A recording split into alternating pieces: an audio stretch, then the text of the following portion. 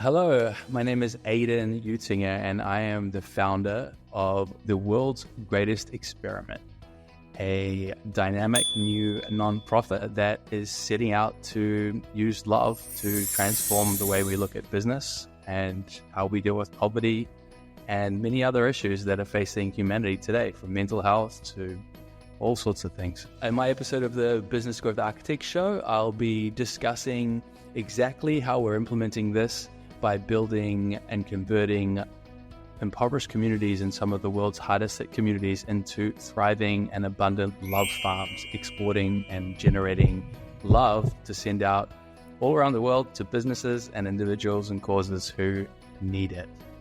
So tune in to this episode if you'd like to find out more about how we're doing it and how you can be involved. And hello, fabulous person. Beate Gillette here. I am the host of the Business Growth Architect Show, and I want to welcome you to today's episode where we discuss how to navigate strategy and spirituality to achieve time and financial freedom. Truly successful people have learned how to master both, a clear intention and a strategy to execute that in a spiritual practice that will help them to stay in alignment and on purpose. Please enjoy the show and listen to what our guest today has to say about this very topic. Welcome back, Beate Gillette, the Growth Architect, and today I'm going to take you to the world's greatest experiment.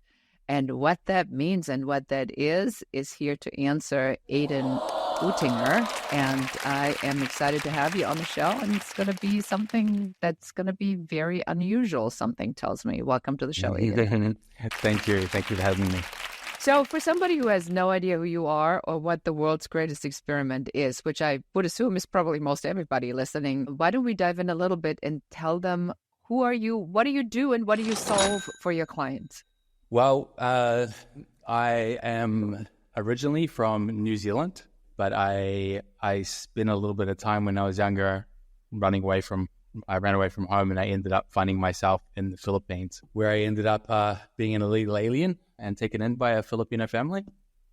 And it sort of led me on this journey to create the world's greatest experiment, where I am setting out to prove the power of love in the form of meditation, energy, and trying to show the world how we can harness it to effectively be a currency in the future. So I have to for somebody who does spirituality and strategy combined, even I have to do a double take when I talk to you. How can you or anybody take meditation sort of as a strategic business model?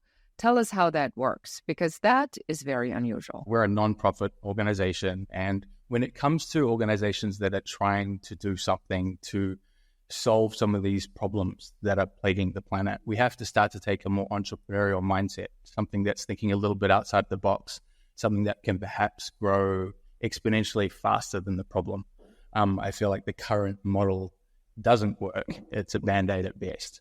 So I think it's important to understand that. So when it comes to how we can utilize meditation as a model, well, what I've been fascinated with is the emerging science that's showing the power of love and meditation through people like Dr. Joe Dispenza, scientists like Dr. Emoto, who studied the effects of energy on water.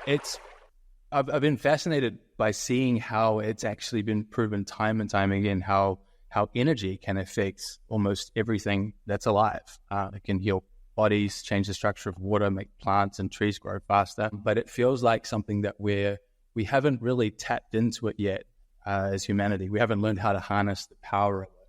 I feel like we're starting to get there, and some of the science is definitely starting to lead us in that direction, where we can see that there's really something here. It's no longer really in the woo-woo category. It's something that's an exciting area to look into. And so what we wanted to do was see if we could figure out a way to measure and harness this collective energy from around the planet in a way that can benefit humanity in numerous ways, numerous touch points throughout this whole process.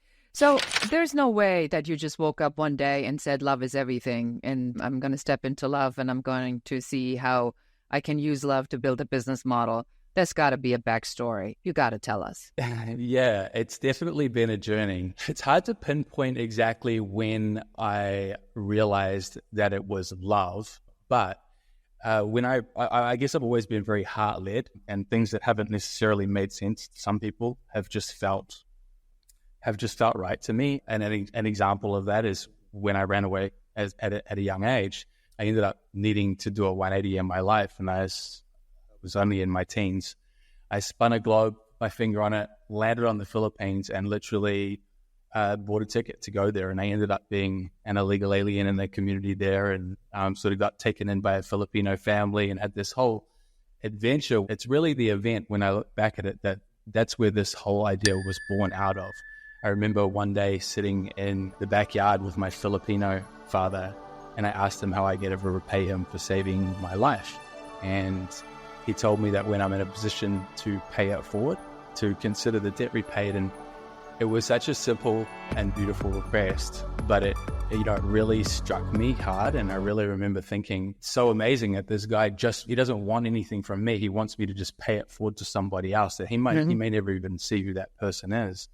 And I just made a promise to myself. That was over 20 years ago. It was such a poignant moment that I remember making a promise to myself. I was going to find a way to pay that love and kindness forward to as many people as possible in a way that would make them really proud, and I guess realize that whatever I was creating in the world was really the fruits of the seed that they planted with me of love, right? So that's really been the motivation for it. And about 5 years ago, I guess you would call it my spiritual awakening, or certainly the start of it. And I had this sort of realization that what they'd done for me was they gave me a touch point of love at a moment when I didn't really feel like I had one. And I knew the gravity of that, like how much that had changed the whole course of my life. And it sort of struck me that there's a lot of people out there who have moments in their life where they really need that touch point of love, and they just don't have access to it. And the very nature of energy, and how, if you're vibrating on a high level, often you're disconnected from people on a lower level, and vice versa. The people that are really in need of love, often the most disconnected. And I felt like we needed to do something to see if we could sort of build a bridge that would allow people who needed love to connect with the abundance of it that's out there. I love that. A friend of mine who also is in the podcasting world, he told me that he had felt that he was very judgmental about his child's sexual orientation. And then one day he just stepped into it and said, okay, fine, I'm going to go to the Pride Fest. And he made himself a T-shirt, and he and his wife went, and he says, dad hugs, free dad hugs. He came back a changed man. He said that it was the most moving experience he's ever had, just saying, free dad hugs. How many people, especially in communities that are oftentimes under scrutiny, haven't had a hug from their dad in years, and for having been judged. So he came back and he says, I cannot even imagine. He says it's almost selfish on what he got out of it versus, what he gave in relationship to what he received. So what you're talking about reminds me a little bit of that. Is this sort of the concept that you are sharing? Yeah, I think there's, in all the great spiritual teachings, there's all the message of love and the message of giving freely, and the notion that it will come back around full circle. And I love that concept because I know it to be true just in my heart. But I feel like for the first time, we actually have the ability with technology to measure this stuff. And like, what if we could show this working in kind of measurable, tangible way that could help people have experiences like that on a daily basis? And I found that really exciting. And so one day you just woke up with this business model and it had magically come to you, and then you said, I'm going to build this world's greatest experiment. Yeah, it sort of evolved. Initially, the idea was, let's build a giant invisible pipeline of love that stretches all around the world and teach people anywhere who are in need of love how to tap into it and turn the faucet on and just take the love that they need in that moment. And then when they have an abundance of it, to fire it back out into the system for somebody else. That was the sort of overarching premise in the beginning. All right. So you got me at the edge of my seat. Now you must tell me the business model on how do I I don't want to say monetize love. That already feels wrong. But how do I build a business model around love? How does it work? Yeah, it's interesting because I think a lot of the conditioning we have about whether it's from our music, you can't buy me love, or you talk about love being something that has to be free. And all, it's interesting because I found the more that we dove into it, the more we realized that some of that might not actually be as true as we first thought, because love can be, if you're starving in a third world community and you have kids to look after, love could be money to put food on the table, or food, or it could be medicine for your child, or a roof over your head. So it really depends, and you can't really make a blanket statement that is true for everybody. You have to look at each individual situation and say, well, where is the lack of love in that person's life?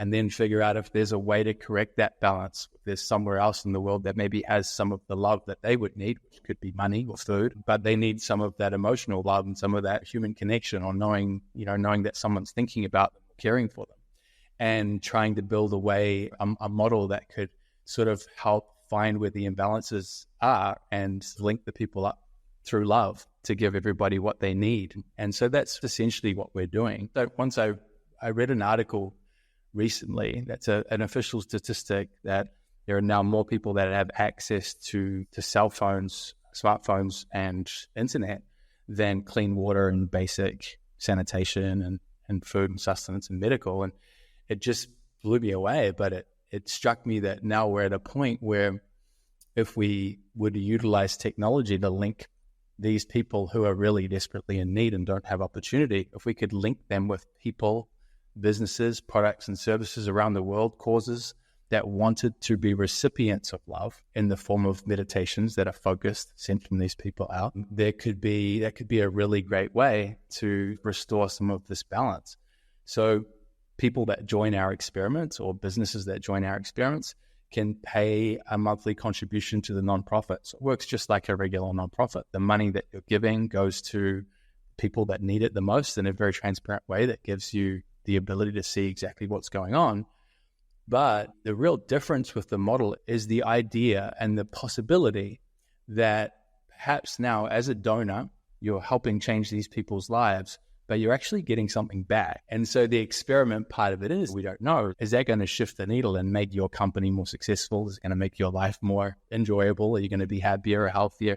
We don't really know. The science sort of suggests it will, but at the very least, it's just a more exciting and dynamic way of giving and making an impact. And it has that little chance of perhaps being this thing that we discover that really shifts the needle and changes how people live their lives. And the best part of that is if that happens, the more people that want to receive love, the more people we're lifting out of poverty. And at the same time, the model's addressing these people in poverty. It's addressing their inner world, which is something that's often neglected. So they're so worried about making money to provide for their basic necessities. Maslow's hierarchy of needs. Yes, exactly. They're still at the ground floor. Yes, go ahead. Tell me about that. Because I want to understand how this part of the model really works. Because when we talk about somebody who has housing insecurity, food insecurity, we really can't talk about high-flying concepts of spiritual development and other things. We kind of got to get them to eat and sleep somewhere safe first before we can elevate them to the next concept. How does this connect with this other part? So companies that feel called to give love, to be a loved company. I'm sure there's recommendations and certain levels and accolades that come with that. But what's it look like on the other side? So I guess you're right in terms of it's a lot to introduce to these people, all these concepts. But if you simplify it right down, what I've noticed in spending my time in these places, that they have an abundance of love, and it's not foreign for them to to give an example, when I first went and spoke to our first communities that were potentially going to be farming love, I had to get a feel if they're going to think this is ridiculous. Because obviously a lot of people out there, this is sort of a bit out of the box of where they'd normally be. But the interesting thing is I never had one person in any of the 3 communities that we went to do our market research prior to this, never had one person question what this love could do. In fact, I had so many people tell me, oh yeah, we've seen what's happening out there in the world. It seems like you guys really need a lot of love. Like, this makes sense. Like, great, we all know how to do this because... Are you saying that they almost feel sorry for us, so we have so little of what they have an abundance of, and they go like, I can spare a couple of meditation prayers for you guys. It's all right. It blew my mind, but yes, like they literally are they seem very well aware. They definitely understand there's an imbalance of the money, and they feel like they really need that, but they're very well aware, and at least in the cases of the places that I went, which was predominantly in Nepal and in the Philippines, they were very well aware, and they didn't question whether this would work.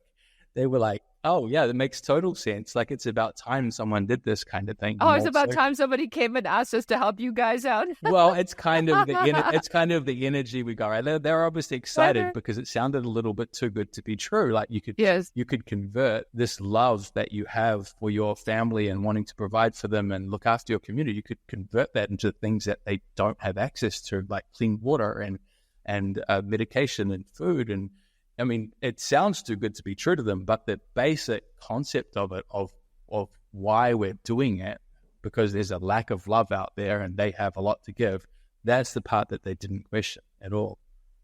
All right, so now here's me with money, here's them with an abundance of love. So how do we connect the both of them for the mutual benefit and greater good for the world and Pachamama and Tierra Madre and Mother Earth? Yeah, so it's essentially, whenever somebody joins our experiment as an individual or as a business, those are the two categories we have at the moment, they go into a group of the people that are in our experiment. Their monthly contribution goes out to the farmers, and through our technology platform that we've built, we connect, we measure and track all the love that's being sent by the people in our love farms, who are essentially just people lifted out of poverty, given an opportunity to provide for their families through sending love, through meditation. Everyone's donation for being part of the experiment and getting to be the first humans or businesses in the world to experience what happens when you receive a massive amount of love, they get meditated on by the community. And every time a love meditation is completed, it's logged on the app, and the love farmer in the community gets a love credit, which has an immediate cash value for them in their community. They can exchange it through the phone application at any vendor in the community for anything that they might need. So it essentially, what it does is it allows them to turn their love into food or gas, or paying their electric, or putting clean water for their kids to drink, or putting their kid to school. It allows them to literally convert their love into that immediately. That's amazing. And so you have communities that are tied into this, and then you have giving communities on the other side. So what's in it for the giver? Like, why would a company want to participate in this? What's the strategy behind it?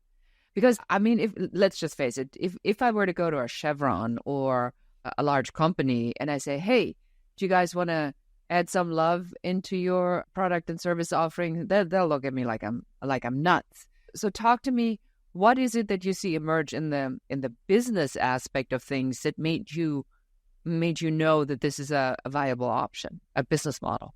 Well, look, there are countless experiments that show, like, for example, in a food business, let's say you're talking about a farmer, there are so many studies and so many things that have been replicated over and over again where they show plants growing significantly faster, healthier, more abundantly just by receiving love from people walking past. It's been replicated so many times. So just using that simple idea of that, given that everybody that works in the company is a living being, if the person's dealing in any way with food or water, which are things that these studies have been linked to and replicated time after time, it makes sense to me that at some point we don't understand necessarily how it works right now, but we know it works in some degree. And I feel like there is a very high probability that as we become more conscious, as we become more aware, as science catches up with spirituality, we actually start to understand the power of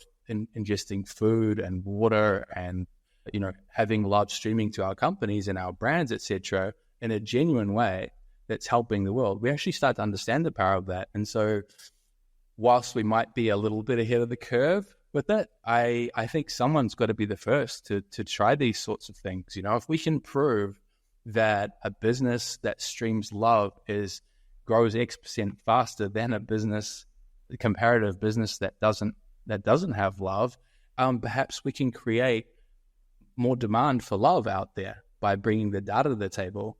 And everybody wins. The consumer wins because there's more love in what they're consuming. The company wins because they're growing, because they've got love-infused product services. The planet as a whole wins because we're lifting the people that need it most out of poverty. There's no loser in it. If you really look at love as a currency and you make sure that everyone who touches it is getting the love that they need, it's the kind of thing where there's no winner and loser. It's kind of like everybody that touches that ecosystem wins. And that's what we want to try, and that's the goal, is to try and show that this works beyond a doubt in a way that can be proven for people that want to see the numbers and see the data and perhaps have a little less faith than some of us, so that we can create a new norm for it. I mean, I would like to believe that the future is a place where we demand, just like we demand our food to be organic or pesticide free now, or whatever it is.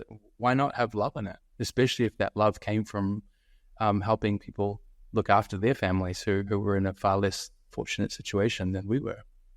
I have a question that kind of comes up that might be a little provocative, but how did you even like think about building a business model around something like this? Do you feel that this is the new business model of the future? And there's no way you've done this by yourself. There is one source involved here. They have to be downloads. So I'll ask you just to give me a little bit more background on that, because one of the reasons I wanted you on the show is because this doesn't even feel fully flushed out, which is so contradictory to what I normally do. But I thought it was important to show that there is also a spiritual aspect on how to design a strategic model that includes spirituality and allow it to unfold. I mean, are you like breaking out in cold sweats every 2 weeks and you go like, how the heck am I going to make the numbers work? Like, tell us about this part. Well, to be honest, I mean, it's so much, there's so much faith involved. And just to give a little bit more background as to why perhaps I've kept at this when it does at times feel like it's 20 years too early. I had an accident. Obviously, the whole backstory of going to the Philippines and all that. So I already had this idea of wanting to work with something like this that would make an impact and make the world a better place. But about 3.5 years ago, I was living in Bali and had an accident where I fell from the second story of my villa onto a concrete floor. And I split my head open and I was alone, and I had a full out-of-body experience where I crossed over. And when I had that, it was like nothing I'd ever experienced before. I had conversations on the other side, and I was so passionate about this love project that on the other side, that was all I was there for. When I realized I was there, I was just telling them why I was doing what I was doing. And like, I got the confirmation from them, this is what I was supposed to be doing. My dad was a pastor, and I found there was so much stuff that didn't resonate with me, and that was part of the reason that caused me to run away. I always felt there was so much hypocrisy in religion and things like that. And then all of a sudden, while I'm pursuing this thing to spread love around the world, I have this accident and I get to experience God, if you like, for myself. And that was immensely powerful because, I mean, I don't know that there's any way you can explain it to somebody that hasn't gone through it. But when you do that, it just gave me the strength to like, they clearly said, this is going to work and you're supposed to do this. I guess that's a huge part of this is the faith, because you don't necessarily know how the numbers are all going to stack up. But I can tell you one thing that I do know about the numbers is that if enough people around the world decide that they like the concept of this and look at it logically and say, okay, well, if I was going to donate money to some cause or charity or thing for a tax benefit or for a, CSR initiative or something like that, I mean, why not give it to something that has a chance of something really, really incredible happening afterwards? It's almost like you're buying a little lottery ticket, right? You get to do your good thing, help people out there, and get this little lottery ticket of receiving this constant stream of love from all these people around the world that are sending you love on the daily. Like that, to me, it feels to me like something that is worth having a shot at. And if enough people see that, the numbers simply work on the basis that if the love did nothing, we're still going to have a great new way of empowering these people in poverty. Because remember, we're not just helping them with a handout here now, we're employing them with meaningful employment. I mean, they have the ability to maybe help someone heal on the other side of the world, or maybe help a business in a country that they've never even thought they'd have any touch point or ever visit, and they might be able to help a company grow on the other side of the world. Like, that's really empowering. That's going to break them free of the poverty mindset if we can pull this off. And I think that that's something that's worth being a part of. So we get enough people to want to give this a go, we're going to find out if the love works. But the worst case scenario is it's going to be a lot of fun, and we're going to really change some people's lives in a way that nobody else has done before. To me, that feels like there's no downside to this. Well, and with that, I think we have a perfect closure to the show. So for somebody now, Aiden, who wants to get involved, where should they go? You can visit our website as www.theworldsgreatestexperiment.com.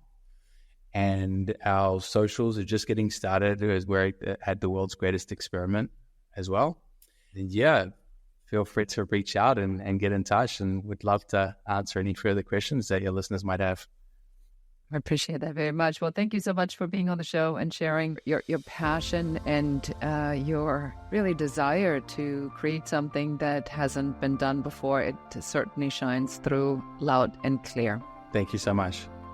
And with that, that's it for us for today. So the message of today, I want to reiterate, you don't always have to be clear, especially when you combine spirituality with a strategy, how that exactly unfolds, that a really large component of this is surrender and trust that the messages that you are receiving or the intuition that you're following is coming with a lot of divine guidance. And then sometimes just stepping into it, the second step gets revealed after the first step, and then the next step after the next step. You don't always have to know the way. But I commend Aiden for being so brave and just taking these steps without having any clue where this is going. All right, so share this episode with somebody who may need a tax write-off. We don't say no to anybody. And with maybe a person who needs a little bit of love today, or hear about something inspiring. And thank you so much. And with that, I say goodbye for now. So appreciate you being here. Thank you so much for listening to the entire episode. Please subscribe to the podcast, give us a 5-star review, a comment, and share this episode with one more person so that you can help us help more people. Thank you again. Until next time. Goodbye.